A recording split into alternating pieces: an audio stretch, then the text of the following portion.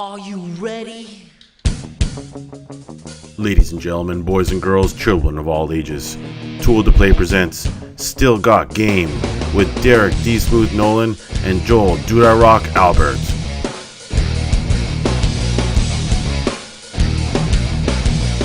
This episode of Still Got Game is brought to you by Think Geek and the Craft Beer Club. Hey now, welcome back, ladies and gentlemen. Still Got Game, episode 345. Still Got Game is the official podcast of ToolToPlay.com. I am, as always, Derek D. Smooth Nolan. And I am not Joel Dude I Rock Albert. What is going on, Tiffany Electrify Nolan? Oh, not much, just slumming around this evening, trying to take Jay's body at a unexpected trip, so we wanted to get an episode in tonight. So here I am. It should be a short one because I don't talk a lot. Well, I don't talk as much as Jay, I guess is what I should say.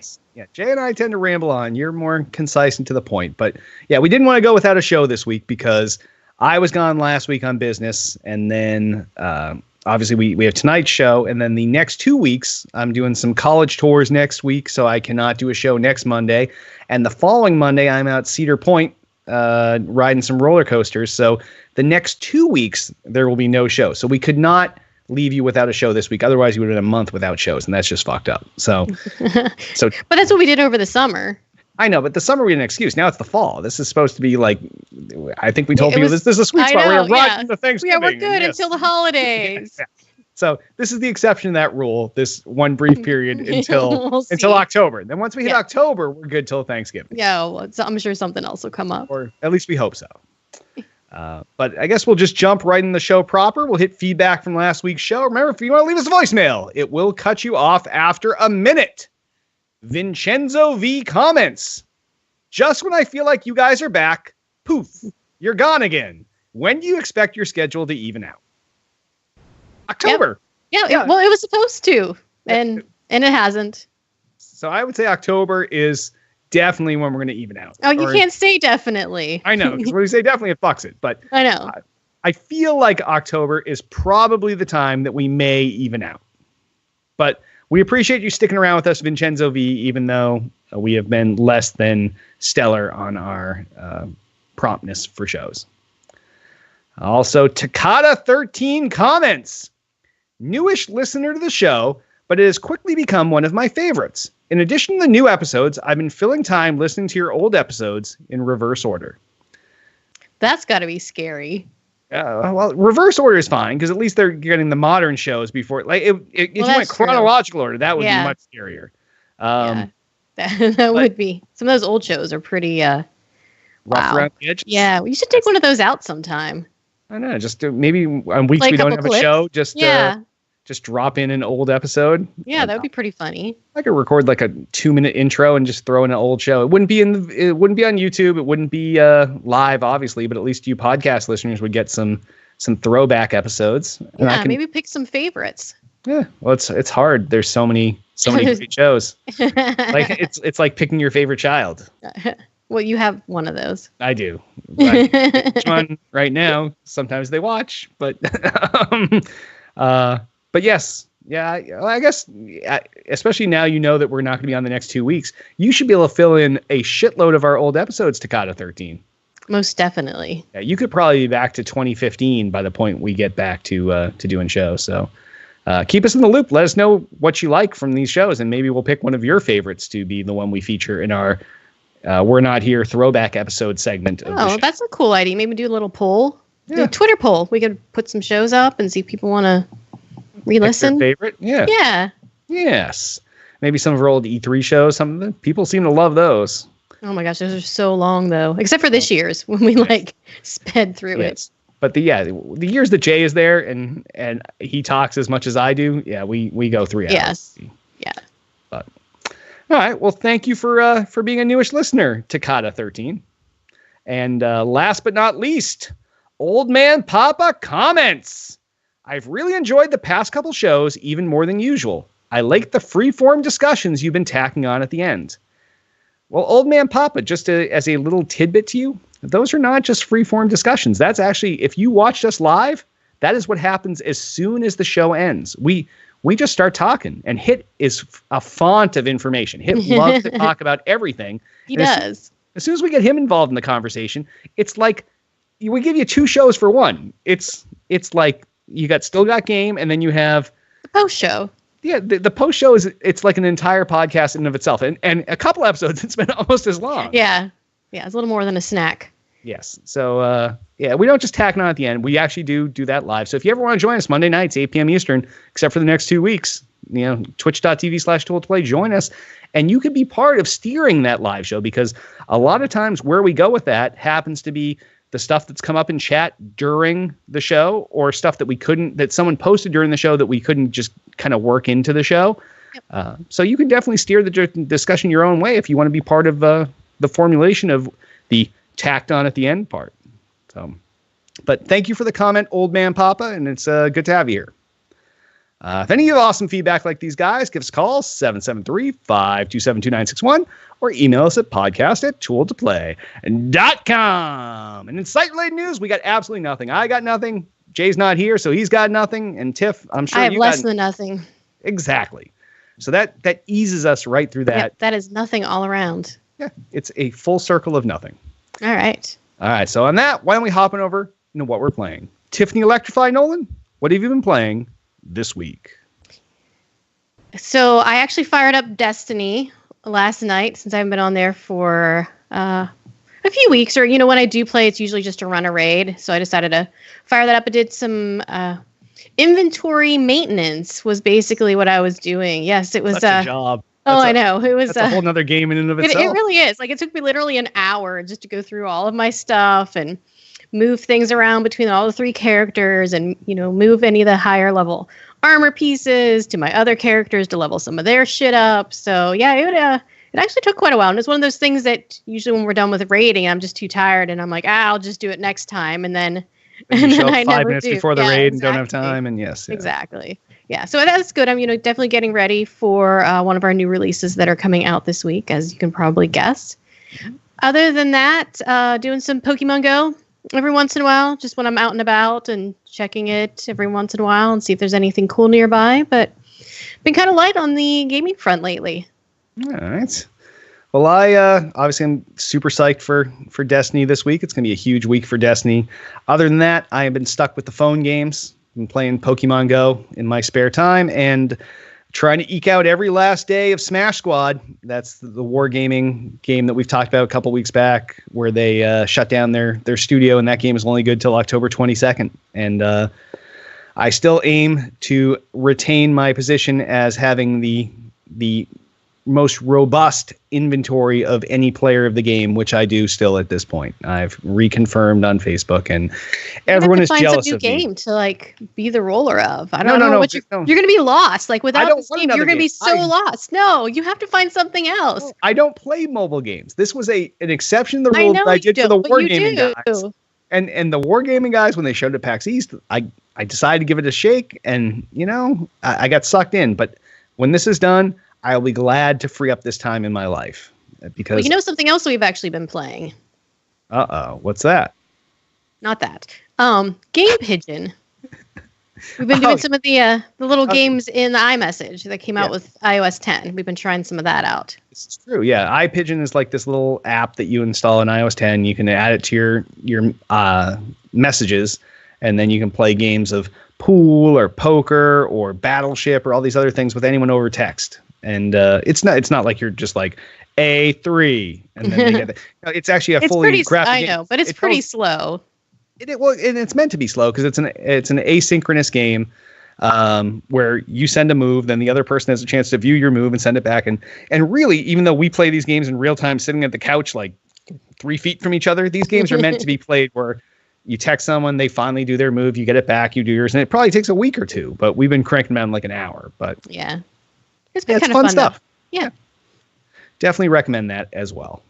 So, all right. Well, on that, why don't we hop over the new releases? It is a light week of new releases, but do not let yourself think that they are not good releases. First new release out this week is a multi-platform release, and it is Destiny: The Rise of Iron. This is out for the Xbox One and the PS4. Yeah, that's right. Fuck you, 3 shitty and PS3. This one didn't come to you guys. You had to upgrade this time. Fuck off. This is the 4th expansion to Bungie's wildly popular shooter Destiny. It focuses on the Fallen this time around and how they breached the wall around Earth's last safe city. The expansion brings new story content, PvE zones, PvP maps, a strike, and most importantly, a new raid, the Wrath of the Machine. Along with the new content come weapons and armor and a completely revamped artifact system. So now the artifacts are very specific to how you want to use them. There's an artifact that lets you give up your super, but you get an extra grenade and an extra melee and all these other kind of twists. So it really lets you customize the game to your play style, or depending on what event or whatever you're doing. Obviously, there's no early review scores out for this, but I am so fucking pumped. I cannot wait till tomorrow. Yeah, I'm pretty excited about it too. I really haven't been following a lot of the news around the game, so I'm kind of excited, just coming in with kind of blind. I'm excited to check things out. I haven't even really heard much about the raid. I don't know what news is running around about that, but I'm definitely excited for the new story. Probably go through that pretty quickly and knock that out so we can start doing some of the other things. Yeah, and start leveling again. Yeah. Oh my god. Now that we have all 335s, you gotta do it all over again. Yes. Oh, the grind. It's fun though. I'm excited. It's good to have some fresh content coming out for that game. Yeah, and it got to the point where all we were doing was the raid every week. So it's nice to have something to draw you back. Definitely. All right. Well, the other new release out this week is also a multi-platform release, and it's NBA 2K17. This is out for the Xbox One, the PS4, the 3 the PS3, and the PC. This is the 18th game in 2K's NBA 2K series of basketball games. It's received the customary updates that it gets every year. Roster, graphics, realism. They're always pushing those. Each year, it's just a slight bump, but it's a bump every year. In addition to all that, there were major improvements to the My GM and My League mode. So if you're the kind of person that likes to build up a team and work it through from the beginning, or just be a GM in the league and take your team through to the playoffs, those modes have been completely revamped, and they're definitely seem to be a lot more fun than they used to be. And the realism involved in being a GM is definitely, I think they're trying really hard to capture that in the game, and I think they're doing a really good job at it.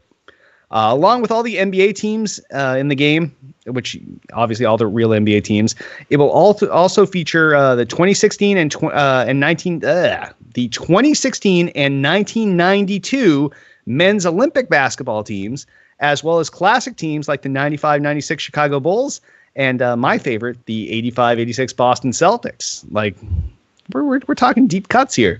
There's no early review scores out for this either, but these games usually score in the mid-8s, and I expect this to do the same.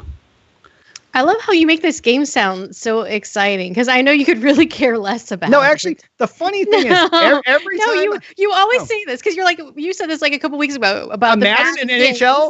Yeah. Have you played it? Okay. I know I wouldn't play enough of it. Knows. I know I wouldn't play enough of it to warrant buying these, but I would love to pick up next year. Or even this year, I'll pick up Madden, pick up NHL, and pick up NBA 2K, because these games are they're fun. Like they're not fun to play online with the people that know exactly what they're doing, but they're fun to play with your friends. So if you have one friend, and the thing is, when you play with your friends, you can set up gentlemen's rules. So if you're playing Madden, for example, you're like, okay, there's you can't Hail Mary every time, and you can't go for it on fourth down. You create a gentleman. Who does that? Because these are the things. Wait, have you actually played with people that do that? I've done that with Mr. GMMS, my good buddy Mike Scott. Okay. Like so someone really, really well. Like I can't imagine most other people are gonna be like, it would have to be someone throw any Hail Marys. This is not in matchmaking, because these are the things that make those games unfun and unrealistic. And that's the only drawback of these games, because literally you can go into Madden and you could throw Hail Marys every play, and because of the percentage, even though it would never happen in actual football, it happens there. Or if you don't make the rule, you only go for it in fourth down when they would in the NFL, then everybody's just going to go for it in fourth down because you're the percentage is with you. So I don't know. One of these years I'm going to pick up all the sports games except for FIFA. You won't play them. I will play 2 games of each at least. Oh my gosh, that doesn't make it worth it. Then. I know. Well, at least the EA ones, we can pull down EA access. I was gonna say, aren't some of them on? Yeah, because we just renewed that. Yeah, so I'll get my 10 hours of NHL on EA access and then not playing. Okay. But, I will not be playing with you. But I would like to play a hoops game besides NBA Jam, because NBA Jam was the tits. But a realistic NBA game where I can play with Larry Bird and Danny Ainge and like Dennis Johnson. Like my 85, 86 Celtics are fucking this. That's the thing that's keeping me teetering on the edge. I might download it later tonight, hon. No, you are not. Okay, if you get that, then I'm getting. Okay, then I'm getting Recore. If you get that, I told you to get Recore. You got it last week when I was gone in business. I know. But yes, so that's NBA 2K17. All right. So that's the end of the new releases for this week. So on that, we will hop on over into gaming news, and this is when I get to sit back and stop exercising my vocal cords, and someone else gets to exercise hers. So Tiff. Yes. First story. Raw Data becomes the first VR title to hit $1 million in a month, and this comes from Gamasutra. Vive exclusive sci-fi shooter Raw Data has become the first virtual reality game to hit $1 million in sales in the space of a month. Developer Servios made the claim in an interview with Fast Company and said at least 20% of HTC Vive owners have at least 20% of HTC Vive owners have purchased the action title. Earlier this year, Raw Data also became the first VR release to top the overall Steam charts, although its stay at the summit was brief. The game currently retails for $39.99 on Steam, though it was launched at a discounted $31.99. And Servios believes the game's success is rooted in the VR market's need for a true AAA experience. It's more expensive than anything for the Vive, and more people wanted that. By putting more money in and having a higher price point, we're signaling to users that this is a AAA title, explained studio CEO Nathan Burba. There's an opportunity to own a significant part of the marketplace if you're willing to spend capital up front. There haven't been too many big swings at high-quality content. I'd love to see another venture capitalist take a big swing or two. So what are your thoughts on this? Are we finally seeing a breakthrough in the VR market here? Trying to get some AAA titles? I think this is good news. So first off, doing $1 million a month is nothing to shake a stick at. That's pretty insane. And I think what was his name? Nathan Burba, what the CEO, what he said is, you know what, if you invest the money and you make that AAA VR title, right now he is in the sweet spot of this industry, because come 10 years from now, it's going to be really hard for someone to, even if you spend the money, to become that top selling game. But right now, it's like when the iPhone first started having apps. Remember, the iPhone came out and it didn't have apps. It was, you could link to web apps and you could drag an icon onto your desktop for a web app, but there were no apps. And when the apps first started coming out, the apps that came out first and were the AAA of apps were the ones that you still use now. You just use their latest iterations. And this is the sea change for them. This is the sweet spot, and getting in there and getting these high quality AAA titles out for whether it's the Vive or it's the Rift or whatever, get them out there now and get your name known. And that way you can just follow on with, what was the name of this game? Raw Data 2 and Raw Data 3. And like, once you're established, you can take advantage of that. And the fact that these guys are out there, I've looked at this game. It looks fantastic. I know it's behind me here and my head's blocking the action, but tilt for a second for those of you that are watching. It looks awesome. And it looks like the kind of shooter you would expect to see in a VR game. And, you know, I don't know. I think that this is great news. It's a good sign for VR that they're doing $1 million in revenue on a game that's obviously priced a lot more than the basic tech demos that are most of the things that you're seeing on these for VR right now. You're getting your $10, maybe $20 tops on a lot of these games. So to put out a AAA shooter title and show that it can be done, it can be done well, I think this is great news. Yeah, I do too. I'm still not 100% convinced on VR games in general. And I think this would be one of those games that has a really good opportunity. Like put these in some of the gaming stores and let people get hands on with these. You know, this would be a perfect game for that. Yep. Yeah, I would love to try it. And, you know, maybe this is the one game that would push me over the edge, but I'm not just going to blindly run out and buy it, even though people, you know, say it's really good. Yeah. I guess that's the other thing is, and I think maybe part of it is if you've already spent $400, $500, $600, $700 on your VR headset, spending $30 or $40 doesn't seem like a big deal to add to your minuscule game library. It's not like these things launched with 20 titles. Like exactly. There's not a lot of competition right now. Yeah. Yeah. As far as the AAA level of titles go for these things, you're kind of few and far between. There's a lot of tech demo-y titles, and the Rift launched with like 38 or 58 games, but they weren't all what we would all call full-fledged games. So I think this is good news. Big ups for them. Congrats, and hopefully it inspires, like they said, inspires other venture capitalists to invest in other companies to put in the money to put out a quality product and to show the viability of these devices. All right. Next story. Beam's interactive live streaming hits Windows and Xbox this winter, and this comes from Joystick X Engadget. In early August, Microsoft announced its acquisition of Beam, a video game live streaming service that separates itself from the competition by using tech that allows for low latency and interactive features. Now, Beam has announced it will launch on Microsoft's gaming platforms, Windows 10 and Xbox One this winter. That's not a very specific window, but it will be interesting to see what happens once the parts come together. Currently, Amazon-owned Twitch is the most popular live streaming service, but Beam's hook is the ability for viewers to influence the streamer's gameplay and broadcast.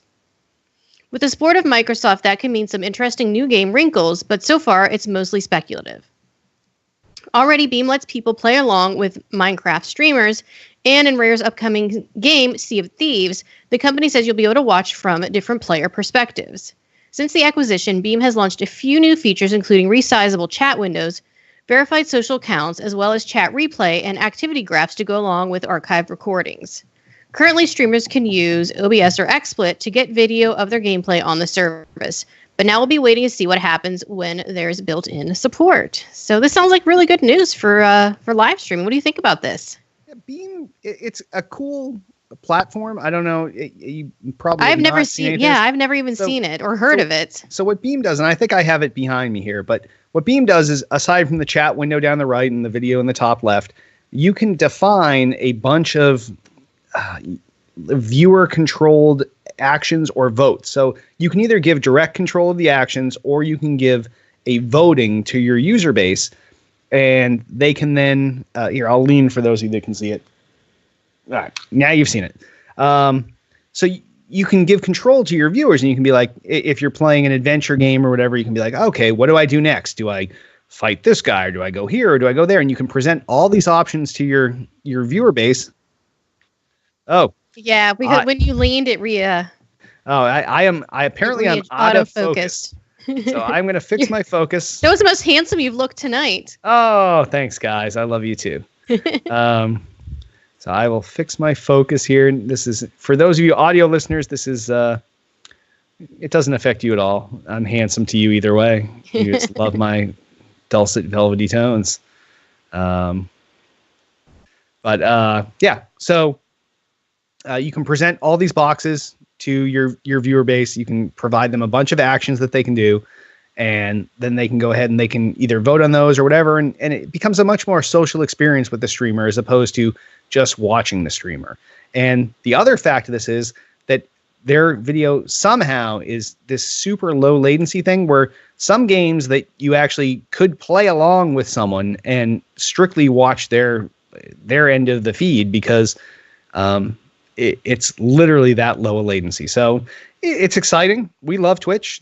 We're Twitch partners. We love doing our stuff with them, but it's cool to see someone else in this space, because pushing the envelope of the streaming space only makes everybody better. So if Beam ends up doing something that Twitch is jealous of, or that Twitch thinks they can improve on, it only gets better for Twitch too. So yeah, I'm kind of pretty excited for those interactive features that you were mentioning, and to see that Sea of Thieves is going to be one of the first games that has this is pretty cool too, because we loved that game at E3. Yeah, Sea of Thieves is going to be so much fun, just being in a party with your friends drinking. But imagine incorporating that sort of aspect to everybody that you're live streaming with, and it just becomes this big ass party. Like it could be such a good time. Yeah, that sounds fun.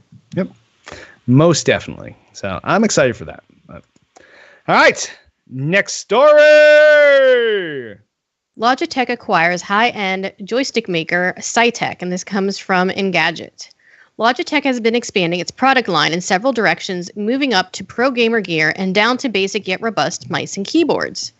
But it's also been moving beyond the desktop computer market, like buying wearables and sport headphone maker Jaybird back in April.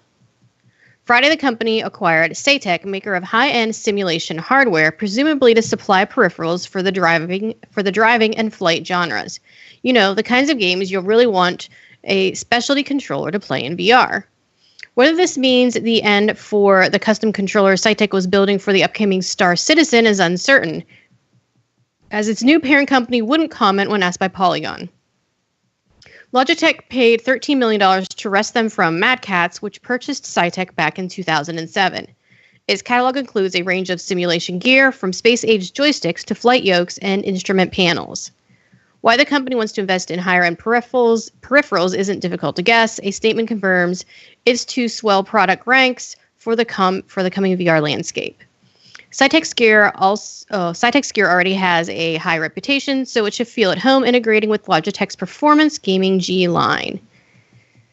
So that was a lot to read there. I think this is cool news. So yeah, no, this is definitely cool news. And you know who we have to thank for this is Harmonix, because due to Rock Band 4's lackluster performance and Mad Catz being the ones on the hook for publishing the game, and their stock taking a huge hit for not producing numbers, they needed to make up those numbers somewhere, and that's why they carved off Saytech to sell off. And Logitech is the perfect suitor for this, because good friend of ours, Wendy Spander, over at Logitech, she's the public brand face of the G series, and what they're doing with the G series is great. Logitech was always, the cheap peripheral or the thing that everybody had at their office or whatever. And now they become, with the G series, that's their high-end gaming stuff. They definitely, there's still a range of products there, but that's where they can take you all the way to your fanciest, like, full mechanical keyboards and everything else. And I think that taking the super high end that Saytech does, which is insane. Like we said flight sticks and joysticks, but these things are, you have a joystick, you might have like the throttle control. On the other hand, you can buy panels with like 40 different buttons and assign them. You get the foot pedals, everything else. So I think this is a perfect complement to Logitech's arsenal, and I think that this is going to be a great fit for them there. And I think that it's also going to give them a little bit bigger reach, because not a lot of people that are not joystick aficionados go out and look for Saytech products, but gamers are out there looking at the Logitech G series, and all of a sudden, if you have this whole new wave of flight sticks and everything else, and Logitech can, from their own manufacturer and everything else, bring down the cost while keeping the quality, I think that this is going to be great for sales there too. Yeah, and it sounds like there's definitely some speculation on that they're going to be working on some other things for VR as well. Yes, because that's the other thing is, with VR, you still need something to do with your hands. So whether it's holding your little things and having your virtual hands, or maybe it's you're going to fly a fucking plane, and so in VR you're going to sit there and you're going to hold on to this actual Saytech flight stick and actual throttle, but those are going to be VR capable and aware. And now you're going to, when you reach out, you're going to see your fake hand grab onto this fake flight stick or yoke or whatever else. And I think it just adds to the realism there too. And depending on the game type and the controller, like the more game types there are, the more controllers they can sell too. That's the other benefit of this. And you want to sell a yoke, you can sell a yoke. You want to just sell a one-handed stick and a throttle, maybe you sell them all. And because everybody's already pot committed for 700, when you're in for 700, what's another 200? Right? Keep saying that. Yeah, it's once you buy in, you bought in. Just think about when we got the Xboxes. Think of the shitty games that we bought once the Xbox One came out, just because we'd already invested, what was it, $1,000 in Xboxes. So we got Rise, Son of Rome, and this and that. Like, we bought just whatever there was, because you just want content, and you want good content. So I think it's the same thing. Once you've invested, you're going to invest some more. So I think this is great news for Logitech. Yeah, definitely. All right. Next story. We are on to this week's What the Fuck story. The Witcher's Geralt will be on a postage stamp in Poland. And this comes from GameSpot. The Witcher franchise is so popular in Poland, where its developers headquartered, that the country's prime minister gave a copy of The Witcher 2 to President Obama back in 2011. Now, the nation is celebrating the franchise in another way by releasing a postal stamp with Geralt of Rivia on it. CD Projekt Red's Damien Monnier released an image of the stamp on Twitter. Someone responded to the tweet by saying The Witcher is Poland's biggest pop culture export. Monnier said vodka and pork products might come ahead of The Witcher, but all the same, having a Witcher stamp is very humbling. In 2014, Obama specifically mentioned the Witcher series during an appearance in Poland. Obama said the acclaimed role-playing video game series developed in Poland is a great example of how the country contributes to the global economy. The Witcher is arguably the most well-known video game series ever to come out of Poland. Other big-name Polish studios include the Farm 51, who made Painkiller, Techland, who did Dead Island and Dying Light, and People Can Fly, who did Gears of War Judgment. So all I know is I want this stamp. I'm going to find it on eBay, like just to have one. Because I was going to say, if you're going to mail something with it, we probably need like 40 No. stamps. I am not mailing it. I want someone to mail me one, and I'm just going to keep it. All right, someone from Poland. Hit us up on Twitter and send us one. I'm sure these are going to be on eBay. Like, they would have to be. That's probably true. But when you started this, it seemed like the what the fuck was that Geralt of Rivia is on a stamp. Right. But really, embedded in this what the fuck story is the inception of what the fucks. Because, so these guys were so high on themselves, they gave fucking Obama a copy of Witcher 2 back in 2011. That part is so what the fuck. And then, fast forward 3 years, Obama is over fucking talking about shit in Poland. And he's like, hey, the Witcher series, that's your shit, dogs. No, this is fucked up. There's no good reason why the sitting in the president of the United States should know anything about The Witcher. So, but they gave him the game, so he obviously played it. That was 3. I don't think he played it. I don't even think he has a computer. How do you know? No, they're like, you're too busy, sir. One of us will play it and we'll brief you on it later. That could be. That Witcher game that you had us play, that was pretty dope. That was dope, sir. You should tell them it's dope. Yes, and then so Obama goes over in 2014. He's like, you guys have The Witcher, and that shit's dope. I don't know. I don't even know. This whole story is crazy, but it is so cool that the country of Poland, Ren, vodka, that's my first choice from Poland. Polish sausage, that's probably my second choice. But The Witcher, definitely my third choice export out of Poland. And I'm sure that Poland probably has a vodka stamp, and they probably have some kind of sausage stamp. So it only makes sense then to pontificate. I would say they're probably more likely to have a vodka stamp than a sausage stamp. Everybody knows Polish sausage. Kielbasa. I know, but who's going to go buy whatever? A sausage stamp? Well, yeah, I guess the need for a stamp with a kielbasa on it is probably lower than the national pride that would allow that to happen. But yes, right. Yeah. But yeah, so it's cool, but it's crazy, to say the least. Definitely. So, Derek D. Smooth Nolan, what do you say about this story? This story has me saying, what the fuck? And on that, we'll hop on over to the mailbag and voicemails. Altius asks, what were your thoughts on the PS4 Pro announcement? Specifically the part where Andrew House stated that the majority of Pro games will be upscaled to 4K. This is all you. Okay. I will sit back. This is pretty interesting and fucked up. So the PS4 Pro, formerly the Neo, was going to be the thing that went up against Scorpio. Now, granted, it's coming out a year prior. This thing's coming out in November. Scorpio's next year holiday. It's definitely more powerful than the current PlayStation 4. I think it's somewhere around 4 gigaflops as opposed to 6.8 or whatever the Scorpio is right now. But the fact that they couldn't come out and say that all these games were going to be in 4K, that's not really what you want to tell people right now. So basically, in a nutshell, for those of you who didn't see the event and didn't read any of the follow-on coverage, what Andrew House ended up saying was games will be upscaled to 4K. Some games will be playable at a lower resolution, and it will allow us to do a higher frame rate. So maybe he's saying 1080p, 60 frames a second.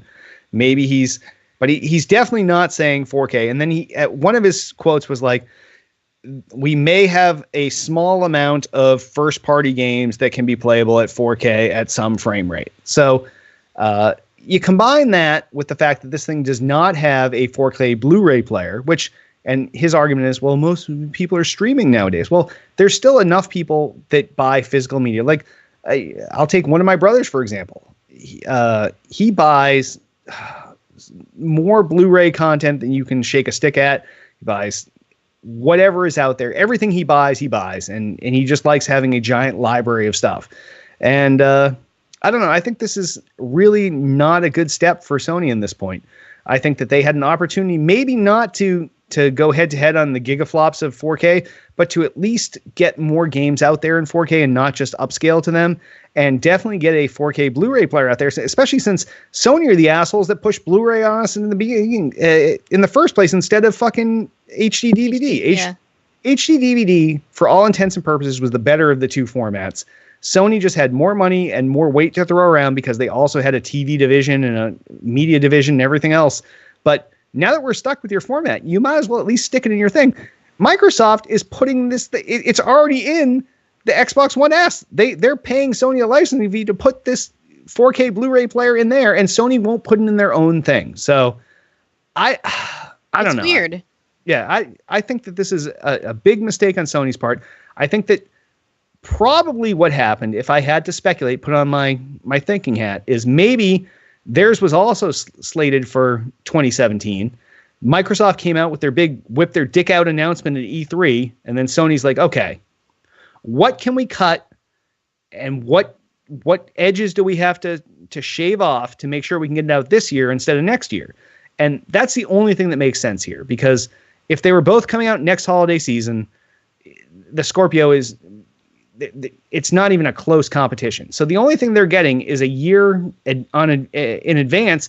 But even then, right now they're competing with the Xbox One S, which is not much worse off than what they're providing. Like, the only thing is that the Xbox One S is only upscaling all these games to 4K. They're providing 1080p 60 frames a second on some games, but who knows which ones, and maybe 4K on some first party games at some point, maybe. Like, their message is not consistent. It's too late. It's probably too little too late. So I just don't know. Altius, this is a great question because it has us all thinking, but I don't know. I think that the announcement itself was probably a letdown to most people that were really following this closely. And if you're a serious person that already has both of these consoles, you're going to be waiting until 2017 and picking up a Scorpio. That's just my personal opinion. All right. Well, as always, Altius, thank you for the thought-provoking question. Yes. You even have Derek stumped this week. I know. It's not so much I'm stumped. It's just I don't understand why Sony did this, and thinking about it again makes me wrap my brain around again and try to find that thread that Sony was hooked onto, and I just can't. So, but yes, thank you again, Altius. And if any of you have awesome questions like Altius, give us a call, 773-527-2961. Email us at podcast@tooltoplay.com. You can also comment on this episode's thread on the Tool to Play homepage. And sponsors. Remember, by supporting our sponsors, you help support Still Got Game. Think Geek. We all shop there. We all buy cool geek shit. Whether it's caffeinated gum or fucking Star Wars shit or fucking Lego shit or whatever. We all go there. We all buy stuff. So instead of going to thinkgeek.com, how about you go to tooltoplay.com/geek? It will take you to ThinkGeek. You won't even notice it. And you will automatically be given the best possible deal that ThinkGeek has at the time. So if you're going to shop there, instead of going direct, go to toolplay.com/geek and help us out. The Craft Beer Club. Everybody loves beer, some more than others. Some people want it for themselves. Some people want to give us a gift. If you want to give someone a curated monthly microbrew subscription where these things are handpicked and either delivered to you or someone you love or someone you just want to give a gift to, they're the place to go. So when you sign someone up, or yourself up at the Craft Beer Club, they get some pint glasses for free.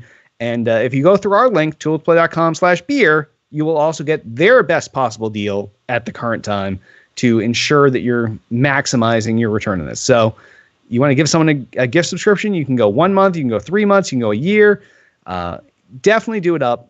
These guys know I'm still waiting for mine. Maybe this Christmas, hun.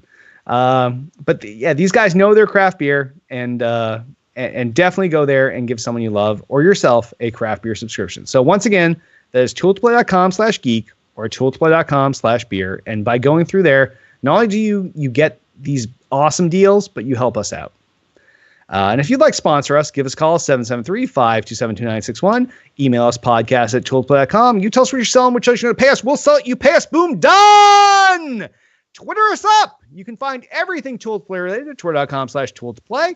Everything podcast related at twitter.com/still_got_game. I, king of the fucking internet, got of everything that's fucking holy me at twitter.com/Derek Nolan. I am at twitter.com/electrify. And Hitman's at twitter.com/i6hitman. Also, Facebook the fuck out of us. Facebook.com/tool-to-play. Facebook.com/Derek Nolan. Facebook.com/Tiff Nolan. Facebook.com/i6hitman. Hey. We also have a YouTube channel, youtube.com/tool-to-play. Now, Hitman's resting right now, but at the end of the show, Hitman's live, so you better get ready right now. We have this YouTube channel, youtube.com/tool-to-play. That's the place to find all of Tool to Play's archive video content, whether it's episodes of this show, whether it's former shows like Tiff, what was your fantastic show that you were going to bust out? Oh, yeah. This is back when I thought I was going to have time. Immature Interviews? Immature Interviews, yeah. Yes. So you had the Signal Studios guys on. That show was fucking dope. That one time, it was dope. It was a great episode. It's definitely coming back. Tiff has told me privately, this is all lies, in the comfort of our home, that she said that she talked to Hit, and after Hit told her this moving speech about why Hit's bringing back Hit's Quick Hits, she was like, I should bring back Immature Interviews. Like, it just makes sense. And it does make sense. Of course it makes sense, because it's a lie. So both of these shows are coming. That's just what these guys say. They say this now because they don't want you to know exactly when they're going live, because these things, there's production time and everything else. Yeah. So these guys are coming back with their shows. So Tiff's coming back with Immature Interviews. Hit's coming back with Hit's Quick Hits. Crinkle, crinkle, crinkle. It's the holiday season. Like, when else can you crinkle except the holiday season with Hit? And but there's no crinkling anymore. No. Hit will buy these fucking physical media just to do that. Or maybe Hit. You know what? I'm sure the audience wouldn't mind if you did a digital download, but then you at least took out like some wax paper and just made the crinkle sound. Yeah, there you go. Just to make it old school. Yeah. So if that's the only thing holding you back from getting going right now, just do it up. Like, you do it for the Destiny expansion tomorrow. Just be like, yep. So we're live with Destiny expansion right when it goes live. Crinkle, crinkle, crinkle. And people would go fucking nuts. They fucking shitting loads all over the place. Come on. It's good shit.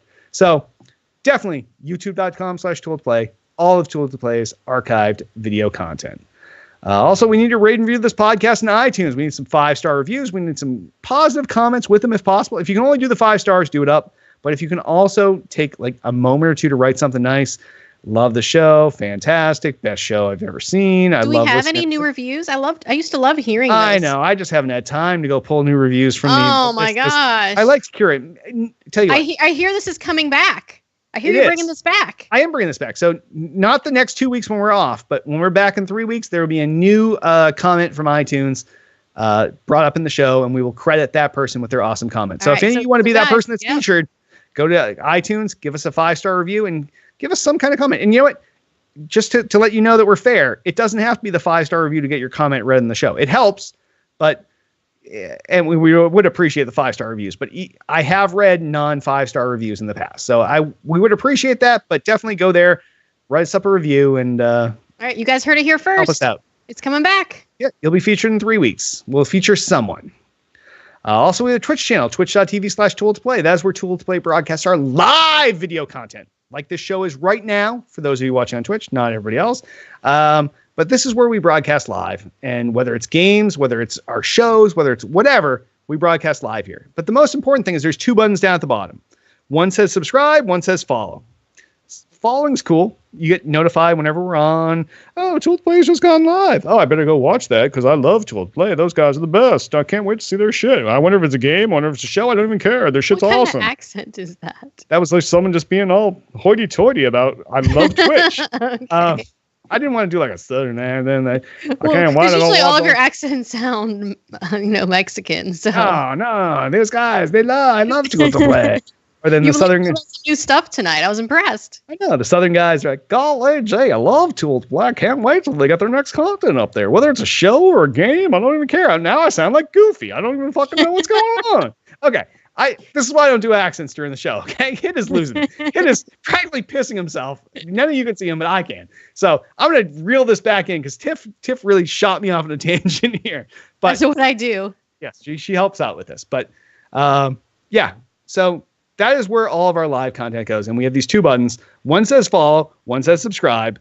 The follow button's cool. That's when you get notified. The subscribe button is what puts money directly in our pocket. And it costs almost nothing. So if you want to help us out, you like the show, you like what you're seeing, you don't like what you're seeing, but you want to pay us to tell us that so that you get like special icons in our chat and you get like special elite access, well then just pay us and shit on us, okay? We're not above that. So definitely follow if you must, subscribe if you can. And before we wrap up for the night, I want to remind you can join us each and every Monday night, except for the next 2 weeks, 8 p.m. Eastern, 5 p.m. Pacific, twitch.tv/duel2play. And on that, why don't we wrap this Joel Albertless episode up? I am Derek D. Smooth Nolan. And I am Tiffany Electrify Nolan. See you in 3 weeks.